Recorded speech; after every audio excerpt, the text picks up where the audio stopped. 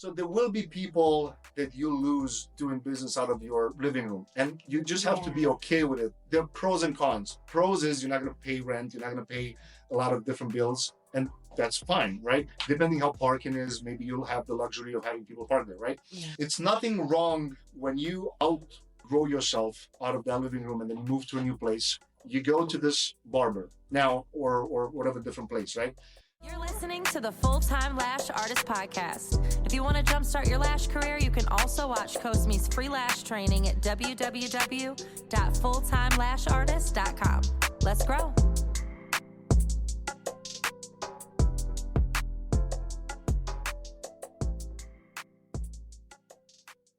When you have your lashes done in Stoneham, it's a building. What does it say on the building? JC Salon. So it's her name? It's the building's name. So it's not her name. No.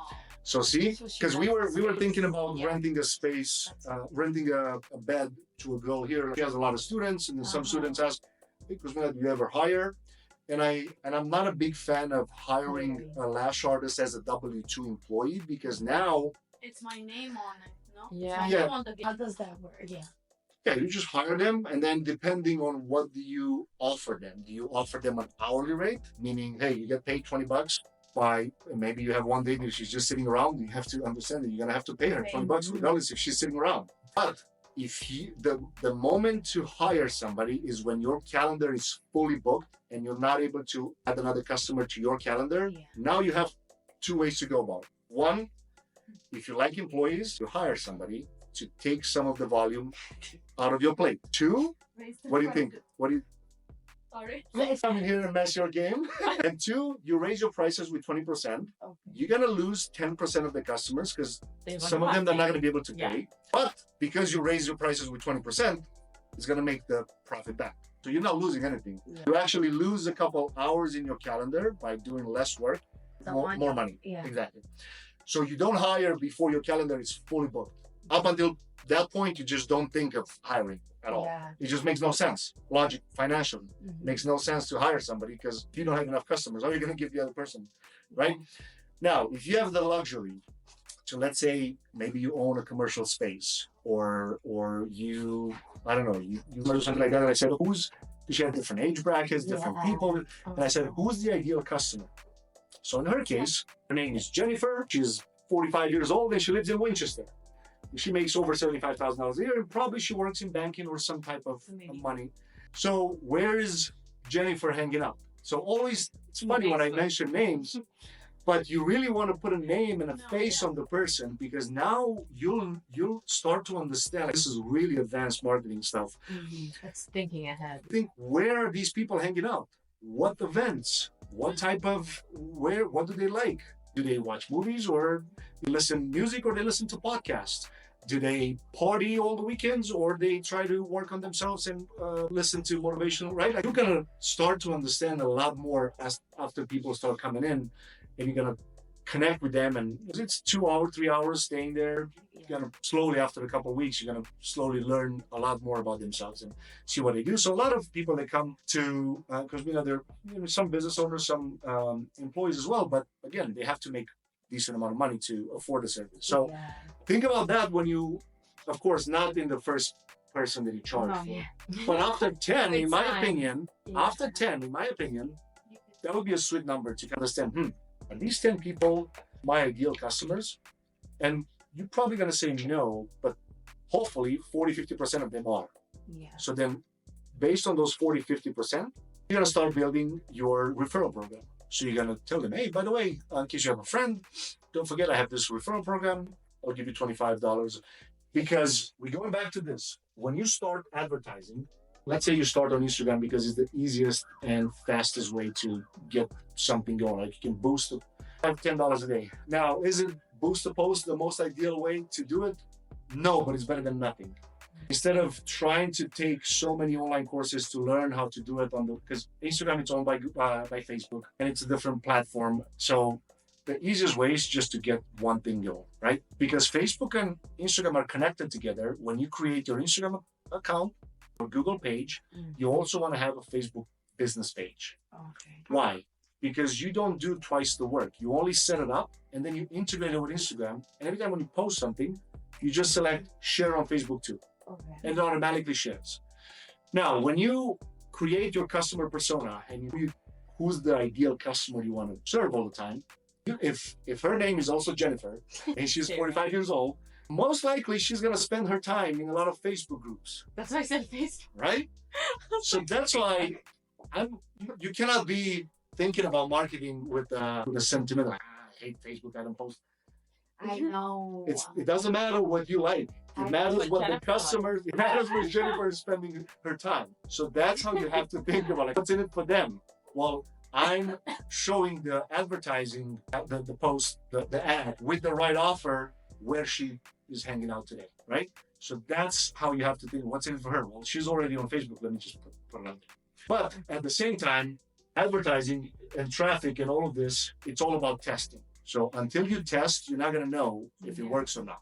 And it's a lot of trial and error at first. But what we found it worked the best was before and after photos with a really great...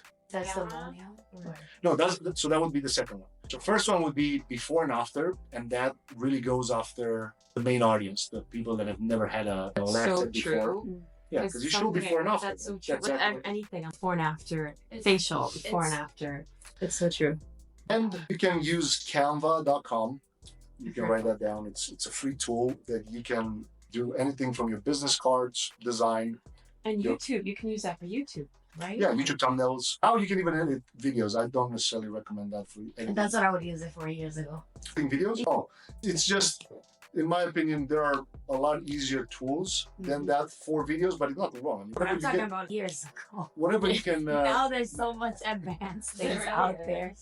So the first best offer that we found, the first best ad that we found that worked the best was before and after. Again, you don't know what to write in the post. Go to ChatGPT and you tell the robot, Write it for you. write me an Instagram, That's crazy. write me an Instagram ad promoting my summer special offer of $25 off classic eyelashes. Wow. And you can even say it again. Rewrite it again, make it twice as long. Rewrite it again, make it more beginner friendly. But it's good for us as business owners because now it saves you so much time. You don't have to learn copywriting as much and not from the beginning. You can just save so much time. You don't have to hire somebody. Like, well, if I have to publish 20 blog articles this week, I literally tell ChatGPT, write me 20 blog article titles that have to do with eyelash training and make them SEO optimized for the keyword lash training in Boston. So now it's just going to spit 20 titles. I'm going to copy those 20 titles and I'm going to go in a different, open a new session and say, write me 20 blog articles with these titles and make them all 2,000 word each and SEO optimized for lash training in Boston. You would have to pay so much to get this done, and it would have taken you a couple days. So now you can save a lot of time. All right, so we talked about getting this Google thing up and running, Google My Business, Instagram, and Facebook at first. In my opinion, these three are enough to get started. Yes. And then the only thing that you would miss from here would be to go on Fiverr and have somebody, based on your research of market research competition, see what their websites look like, and just go on Fiverr and hire somebody for $100, $200 to design you a 1-page or 2-page website just to have it ready to go, right? Nothing fancy. Again, you can hire somebody to do the logo and the website. So you pick the colors, you pick the logo, and then you have that on that. And then with these three platforms and Fiverr for someone to get you the website done, pretty much have your business ready to go. But in my opinion, the most important one here would be Google, because that would be the first thing that someone would type in on Google Maps. So Google, Instagram, and Facebook business page. And then we just mentioned that these three are the only platforms that you need to get started. And then to hire somebody on Fiverr, once you do your research, so you have your name, business, you know the domain is ready to go, you buy it on GoDaddy. Then you do your market research, you look at a couple of websites, and you hire somebody once you have the name ready, you hire somebody on Fiverr to do the logo, and the website for you, you shouldn't spend more than $350.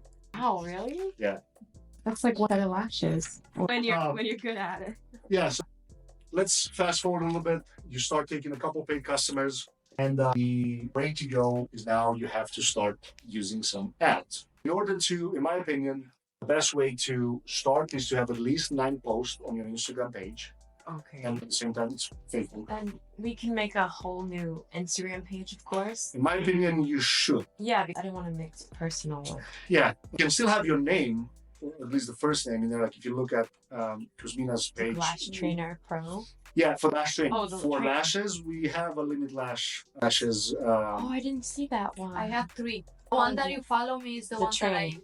post a lot, and I'm there every day. For the training, the reason that we kept it as her personal name was because she said, all right, in the future, we might end up selling the salon business, the actual eyelash service.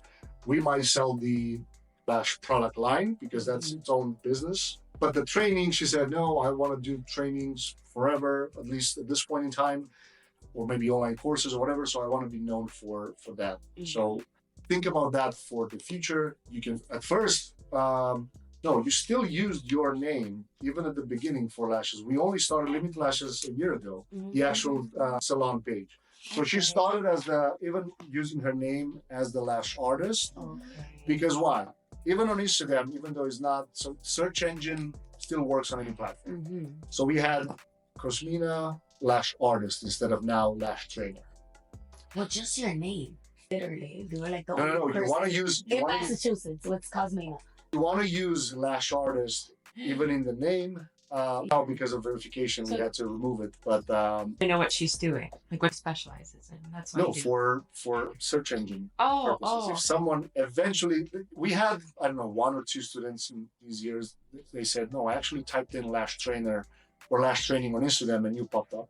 So time to time, it's happening. I'm not saying that it's happening, times, but it's important to have. Yeah. So there are 2 things. It's the username, which is the Cosmina's Lash Trainer Pro. For a long time, we had Yes. Lash Extension Artist. For the longest time, we had that username. Lash Extension Art. We still own it because I kept it, but we had it there. So you can have Lash Extension or Lash Artist Haverhill, right? That would be a really tricky. This is gonna be in my post.